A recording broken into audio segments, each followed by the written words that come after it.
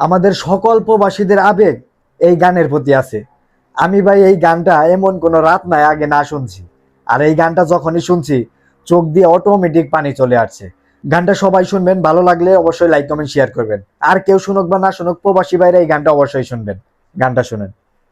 ও ইচ্ছে করে জানতে আমি জিন্দা নাকি লাশ, দোজকের অন্য নাম কি সুদূরে প্রবাস, বছর ঘুরে আসে বছর আমি গুনি দিন, আর কতটা সাজায় পাবো সুখের সে হরিণ।